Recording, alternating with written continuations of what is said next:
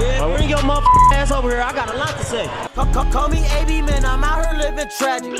My last check, 8 figures when I cash. The year is 2012. A blooming featherweight by the name of Adrien Broner is making waves in the boxing scene. After 24 wins with 20 knockouts and 0 losses, watchful eyes were placed on him. With the charisma of a faulty car salesman and the confidence of a Harlem Globetrotter, he was a force to be reckoned with in his division. Y'all see, don't nobody work hard as me. A lot of them might work hard. They can say whatever they can say whatever about Adrien Broner. They can say whatever about AB. They can say They can say I done put all type of shit on the internet. But one thing they can't say is I don't work hard. Because I work hard. After building up momentum year by year, the fight between him and DeMarco was made with Broner having to make the jump to lightweight for the first time. With both fighters being experienced with pure, unfiltered talent, the fight was a make-or-break moment for their careers. Despite DeMarco having 2 losses on his record thus far at the hands of the undefeated Edwin Valero and an early career points loss to a man who retired 6 for 5, DeMarco not only had many fans, but an admirable heart, something that secured him the WBC lightweight belt, which he'd snatched from the likes of Jorge Linares.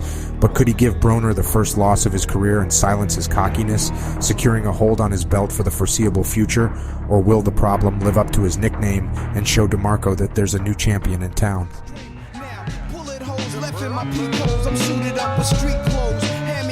Welcome back to Boxing After Dark, where today we're looking at a make-or-break fight in the career of Adrien Broner, a boxer who never strays far from the limelight, that gives the boxing world the energy it needs in times of despair.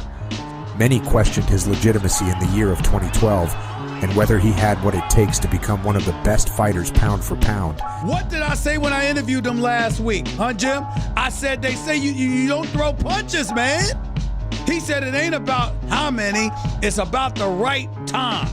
And due to these questions and complaints from supporters and critics alike, he stepped up to the plate and was ready to prove himself. But will the young madman prevail, or will he just be the next of many famous boxing mouths who bite off more than they can chew? Let's get into it. Whilst Broner had steadily been making his way up in the ranks of the featherweight division and having so much virality through interviews that it helped him stay in the public eye, DeMarco was much more low-key.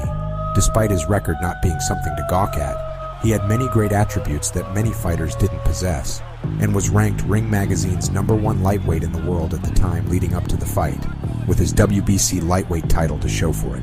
Things got more and more heated as time went on, as things often do with Adrien Broner's infuriatingly entertaining trash-talking skills. And by the time the fight had come around, the odds were stacked against DeMarco, with him having a 5-1 chance of winning despite being the higher weight and being the champion whilst Broner was the contender. The fight finally came on the 17th of November in 2012 in Boardwalk Hall of Atlantic City. The champion DeMarco looked focused and ready, whilst Broner came out doing what he does best, keeping the eyes on him. The fight was ready to ensue, and it would be the beginning of a new chapter in both of their careers, for better or for worse. Well, in his last fight, DeMarco stepped out of a corner, landed one straight left hand, got Molina in trouble in a hurry, banged away at him against the ropes in the corner, and got a stoppage after 44 seconds. Guess what? It's not going to happen tonight. Roy, I think he's an entirely different fighter. Chance. He's not juice. Neither fighter fights at a particularly fast pace. Both of them throw fewer punches than the 135-pound division average. Blows. Already has a red mark outside his right eye. DeMarco almost stumped. Right on the spot where the red mark, and again. There's a Broner's left hook. DeMarco comes on strong, and despite the round being quite laid back with neither popping anything big, they seem warmed up and energetic. Broner was 7 of 24, DeMarco 6 of 23. That means together they threw 47 punches. The division average for an individual fighter would be higher than that. Bad intentions has been cut in the past. Although fighting at a slower pace. Can you tell me what this is about pink gloves, Roy? Breast cancer awareness, Larry. Exactly. Oh, good hook. Broner, if he weren't profoundly confident. Marco coming in with a left hand. He's not giving much head movement. Broner has not gotten a single body shot yet by DeMarco. DeMarco's going to have to go to the body at some point to win the fight. Round 3 begins. Anybody thrown 2 punches in a row yet? They're still in that situation where each guy's trying to... What would that be? Because they're trying to establish respect for one another. There's a body blow by DeMarco, a right hook to the rib cage, and there's another one as DeMarco begins basically to warm up a little bit. That's why both fighters Outweighed DeMarco by 5 pounds. Good left to the body by DeMarco. Hard right hand by Broner. are careful here, accidentally walk into one. Ropes.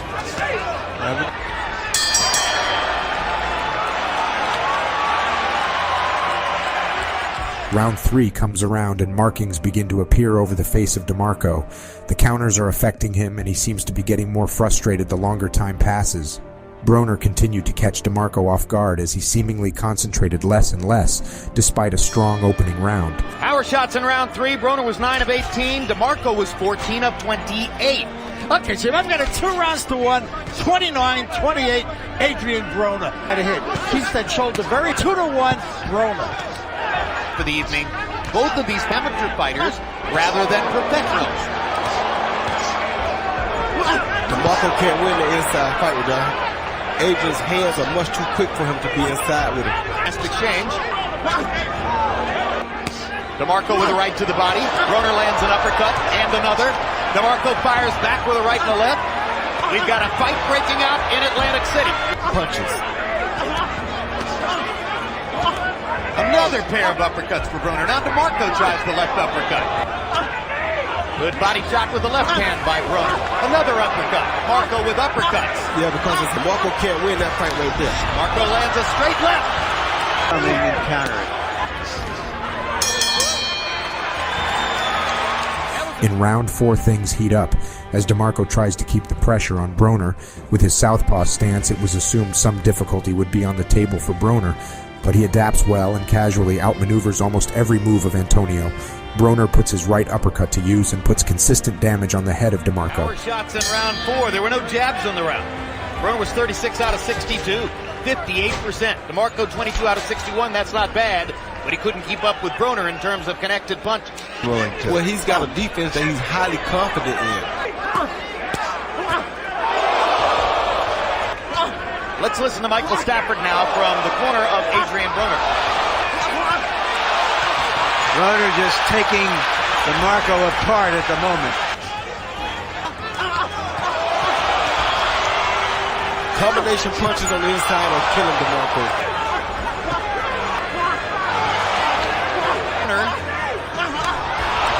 Close to him, he realized that his hands are too quick.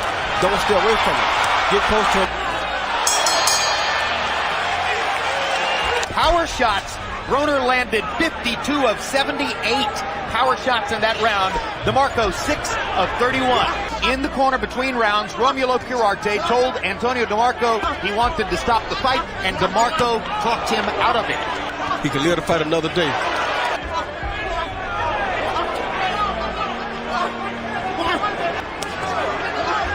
In this round, but he's still getting hit. There's a good body shot by DeMarco. Yes. And Broner is steadily tapping him.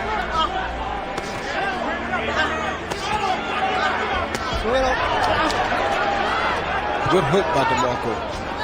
Broner with any one punch. That punch hurt. It's Very DeMarco. difficult to turn it around. A body punch made DeMarco's knees sag.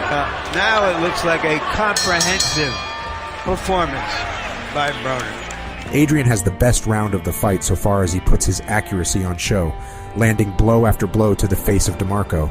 Antonio's morale seems to be at an all-time low as he refuses to connect with anything powerful enough to hurt Broner. Broner's landing heavy, thudding blows. DeMarco is just trying to keep him off of him from time to time. It's the best he can do. Be to a pout. I mean, move. You know, box a little. 5-1, Adrien Broner. Him to be some no plan B here. You mentioned the pink gloves, Larry. In the dressing room before the fight, when Marco. They don't look all that good with the black trunks. You are correct, sir. Right there. They used to say a fighter is in the pink, but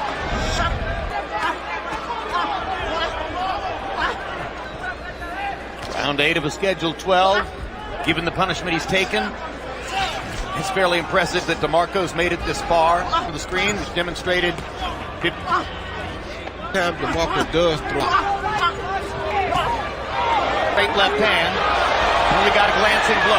Nothing to change like Harold. It looks almost like he's trying to tire Broner out by taking punches.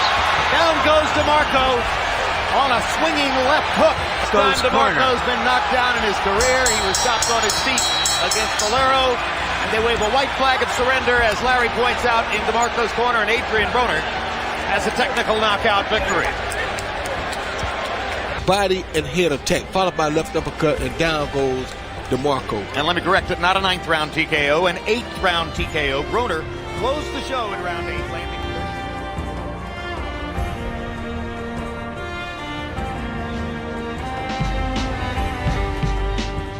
After the fight, Broner showed he had expected the result that had appeared, explaining his game plan as to how he would break down DeMarco and take him out when the time was right, before thanking DeMarco and the team for taking a difficult fight that wasn't necessary. You know, I was gonna do exactly what I did. Shake him up, shake him, bake him, cook him, and eat him. No homo. DeMarco left before giving a post-fight interview, but in the years since has been humble in defeat. To congratulate Broner that he's a great fighter. Broner, meanwhile, has had a very publicized and exciting on and off career since his fight with DeMarco. He would lose for the first time just a couple bouts after this magnificent showing to the highly respected Marcos Maidana, and not long after his first loss he accumulated quite a few more, most infamously to the legend of the ring Manny Pacquiao, a fight he still insists he won despite losing quite unfavorably on all 3 judges' scorecards. I did this for the hood. Y'all know I beat that boy. If you've enjoyed this video and would like to see more from Boxing After Dark, feel free to subscribe to the channel and don't be afraid to drop a like and comment. Thank you for watching.